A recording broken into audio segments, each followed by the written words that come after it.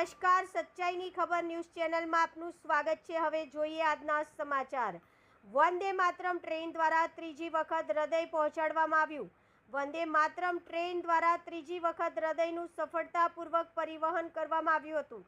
હૃદયને તાત્કાલિક રીતે હોસ્પિટલ સુધી પહોંચાડવા માટે પોલીસ તંત્ર દ્વારા પણ ખાસ મદદ કરવામાં આવી હતી।